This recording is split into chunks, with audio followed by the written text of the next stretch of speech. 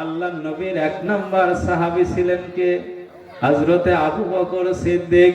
হযরতে আবু বকরের ছেলের নাম ছিল আব্দুর রহমান। নাম কি? আব্দুর রহমান। মায়ের কাছে অনেক দিন ধরে বায়না ধরেছে, মা আমার মিষ্টি খাইতে ইচ্ছা করে, মা আমি মিষ্টি খাইব।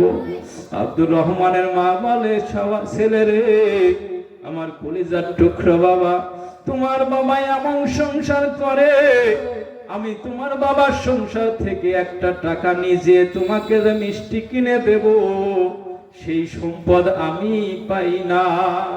তাবুকের যুদ্ধের ঘটনা কি আপনারা জানেন? আল্লাহর নবী যখন যুদ্ধের জন্য সাহাবীদের কাছে সাহায্য চাইলেন, আল্লাহর নবী বললেন, সাহাবীরা রে, তোমাদের যা কিছু আছে তোমরা তাবুকের যুদ্ধের জন্য আমার সামনে দান করো। সাহাবীরা টাকা পয়সা দান করতে লাগলো, খাদ্যদ্রব্য, পোশাক আশাক, মহিলারা কানের দুল, নাক ফুল দান করতে লাগলো। সমস্ত সাহাবীরা যখন দান করতে লাগলেন, আল্লাহর নবী বলেন, তোমরা সবাই তো সব কিছু দিলে, আমি আমার আবু বকরকে দেখি না কেন? কাকে দেখি না? আবু বকর মসজিদের পিলারের আড়ালে দাঁড়িয়ে দাঁড়িয়ে 2 চোখের পানি ছেড়ে দিয়েছেন। আল্লাহর নবী আবু বকরকে ডাকেন, আবু বকর পিলারের আড়ালে পালিয়ে চোখের পানি দিয়ে ছেড়ে দিয়ে কান্দে। আল্লাহর নবী বলেন, আবু বকর তুমি আমার সামনে চলে আসো বাবা। আবু বকর 2 চোখের পানি ছেড়ে দেয়। আল্লাহর নবী মুস্কি মুস্কি হেসে দেয়। আল্লাহর নবী বলে, আবু বকর রে, তোমার হাতে ওটা কি আবু বকর? আমার হাতে দাও দাও দাও। আল্লাহর নবীর হাতে আবু বকর যখন দিয়ে দিলেন, আল্লাহর নবীর পুটলিটা খুলে ওই এক গাদির উপরে ঢেলে দিলেন। দেখতে পেলেন কিছুটা দিরহাম রয়েছে, আর কিছু জব রয়েছে, আটা রয়েছে। আল্লাহর নবী বলেন, আজকের দানটা আল্লাহর কাছে সবচাইতে বেশি খুশি আর রাজি হয়ে গেল। আমার আবু বকর যে দান করলো, এই দানের জন্য আমার আল্লাহ সবচাইতে বেশি খুশি হয়ে গেল। আসতেই বলেন, আবার ওরা শুনবে।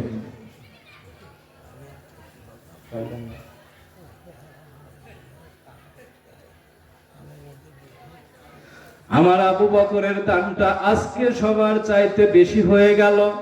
এইবার বলেন তো দেখি, কার দান বেশি? ওমর রাদিয়াল্লাহু তাআলা আনহু মনে মনে ভাবেন, আমি এত কিছু দান করলাম, আর আবু বকর সামান্য কিছু দান করলো, তাহলে আবু বকরের দান কেন বেশি হলো? ওসমান মনে মনে ভাবেন, আমি এত দান করলাম। আলী মনে মনে ভাবেন, আমি এত দান করলাম। আল্লাহর নবী বলেন, এ সাহাবীরা রে, তোমরা কি বলো? তোমরা কানাকানি কেন করো? আমি রাসূল বলতেছি, আবু বকরের দান কেন বেশি হয়েছে? আবু বকরের দান কেন বেশি হয়েছে? আজকে তোমরা শুনে রেখে দাও। হে বাবা ওমর, তুমি একটু দাঁড়িয়ে যাও বাবা, দাঁড়িয়ে যাও। ওমর দাঁড়িয়ে গেলেন। লাব্বাইক ইয়া রাসূলুল্লাহ, ইয়া হাবিবাল্লাহ, হুজুর আপনি বলেন আমি শুনি। আল্লাহর নবী বলেন, ওমর রে, তুমি তোমার সম্পদ থেকে কি পরিমাণ আল্লাহর রাস্তায় দান করলেন? ওমর বলেন, আল্লাহর নবী, আমার সম্পদের 4 ভাগের 2 ভাগ আমি আপনার কদম মোবারকে দান করেছি। ওসমান, তুমি কি পরিমাণ দান করলে? ওসমান বলে, আল্লাহর নবী, আমি আমার সম্পদের 4 ভাগের 3 ভাগ দান করেছি। এভাবে যখন সমস্ত সাহাবীদের প্রশ্ন করতে লাগলেন, সর্বশেষে আমার নবী আবু বকরকে বললেন, আবু বকর, তুমি তোমার সম্পদের কি রেখে এসেছো আর কি দান করলে বাবা? আল্লাহর নবী বলেন, আল্লাহর নবীকে আবু বকর বলেন, হুজুর আমার জাগতিক সম্পদ যা কিছু ছিল আমি সব কিছু নিয়ে আপনার কদম মোবারকে ঢেলে দিয়েছি হুজুর। আমার পরিবারের জন্য শুধু আল্লাহ এবং আল্লাহর রাসূলকে রেখে এসেছি। তাহলে 1 নম্বর সাহাবী কি এমনি হওয়া যায়? হ্যাঁ, এমনি এমনি হওয়া যায়? আব্দুর রহমান কি বলছে? কি খাবে? মনে রাখেন, আমি তো ভুলে যেতে পারি, ধরা দিবেন না। আব্দুর রহমান মিষ্টি খাবে। আব্দুর রহমানের মা বলে, বাবা তুমি যে মিষ্টি খাওয়া, একটা টাকাও কিন্তু আমার সংসারে নেই, তাহলে কি করা যায় বাবা? আব্দুর রহমান বলে, মা আমি মিষ্টি খাবো। আব্দুর রহমান মিষ্টি খাবে, মায়ের কাছে মায়না ধরেছে। মা বলে, আব্দুর রহমান রে বাবা, তোমার নামে প্রতিদিন 1.5 থেকে 2 দিরহাম বরাদ্দ করা হয়েছে বাবা, তুমি প্রতিদিন কিছু কম খাবার খাও আর কিছু অর্থ জমাও। কি করো? রাষ্ট্রীয় কোষাগার থেকে তাদেরকে খাবার দেওয়া হতো। তিনি ছিলেন খলিফা। কি ছিলেন? আবু বকর ছিলেন খলিফা, মুসলিম জাহানের খলিফা, পাওয়ারফুল, যেটা আমরা বলি প্রধানমন্ত্রী নাকি। সেই ক্ষমতায় থাকার পরে সন্তানকে মিষ্টি খাওয়ার টাকা জোগাড় করতে, আর আমি আপনি ক্ষমতায় বসে লুটি ফুটি খাইয়ে কি যে এটা অবস্থা। হিসাব দেওয়া লাগবে নাকি? না খারাপ মনে করতেছেন যে হিসাব দেওয়া লাগবে না? আব্দুর রহমান যখন মায়ের কাছে বায়না ধরেছে, মা বলে, বাবা রে তুমি কিছু টাকা জমাও রে বাবা। আব্দুর রহমান না খেয়ে খেয়ে 4-5 দিন ধরে কিছু টাকা জমিয়েছে। আবু বকর যখন বাড়ি এসেছে, স্ত্রী বলে, স্বামী